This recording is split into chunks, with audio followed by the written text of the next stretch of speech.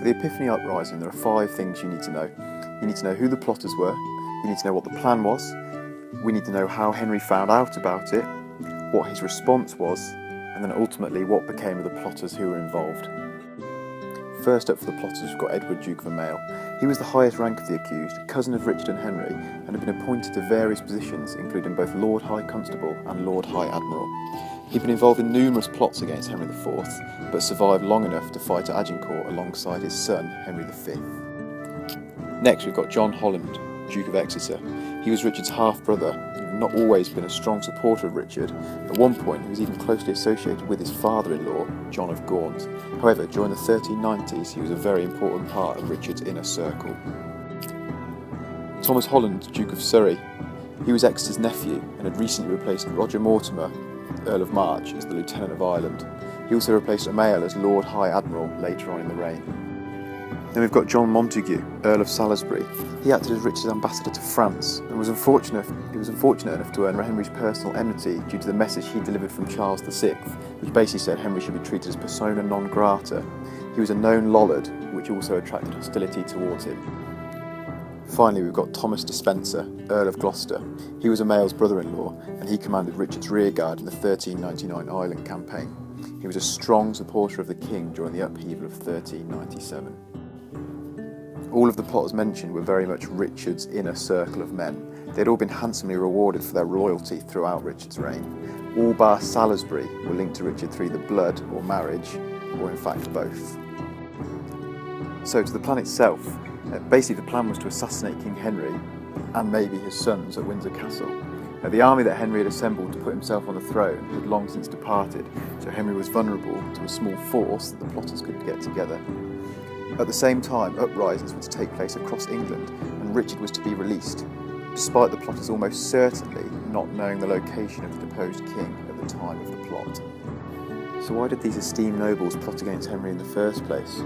Well, following the deposition of Richard II, his leading supporters among the nobility had been put on trial before Henry IV's first Parliament. The outcome of that trial, to cut a long story short, was that the accused lost the lands granted to them in 1397, and those who had received upgraded titles, however everyone except Salisbury, lost them and were reverted to their pre-1397 status. The group were placed into temporary custody of the Abbot of Westminster, Ricardian himself. It would appear that they immediately began to conspire against Henry, despite, however, them being quickly integrated back into Henry's council. Edward of Aumale, for example, received confirmation of some valuable land grants, including the lordship of the Isle of Wight. However, he was, of course, the king's cousin, so he was probably more the exception to the rule. What became of the plan? Well, the plot was revealed to Henry at the very last minute. There are 3 varying accounts of how this happened. It's widely believed that Aumale accidentally revealed the plan to his father, York. The pair then went to warn the king about what was going to happen. Edward, Duke of Aumale, was immediately pardoned for his part in the plot for confessing to King Henry. 2 other sources report it differently. One says that the king's squire picked up some information from a prostitute who had slept with one of the plotters and who had found out about what was going to happen. The other belief is that Henry's sister, Elizabeth of Lancaster, who was married to John Holland, had got wind of her husband's involvement in the plot, and she herself had informed her brother Henry. Therefore, he was able to act. I think, however, Henry did receive his warning in the end. It was in very dramatic fashion. Henry and his sons escaped Windsor with literally hours to spare before this supposed plot was to take place. So that's pretty dramatic fashion for medieval times.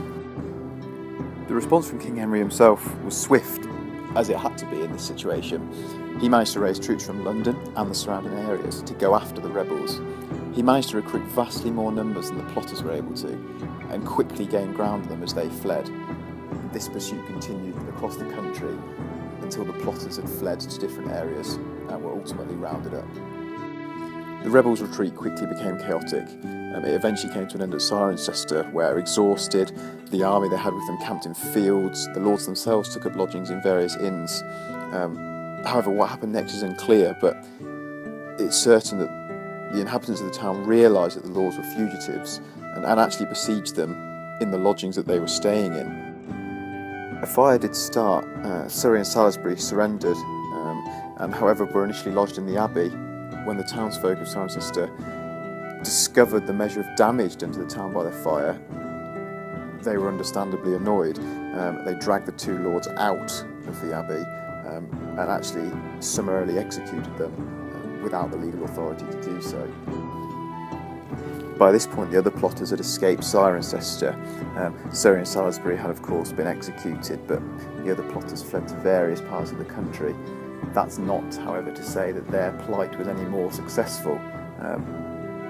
Each of the plotters was eventually discovered, and we will find out what happened to them. The Duke of Exeter was eventually captured in Essex, and also was murdered by the local population, who again didn't have lawful authority to carry out that murder. Now, the Earl of Gloucester tried in vain to sail to Cardiff. However, the captain of the ship had other ideas and refused to take him anywhere other than Bristol, where upon his arrival, he also was murdered by citizens who wanted to prove their loyalty to King Henry. Many of the lesser supporters of the plot were assembled at Oxford for trial. Some notable ones, Magdalen, Sir Bernard Brocas and William Ferraby, were brought to London to be hanged and beheaded at Tyburn.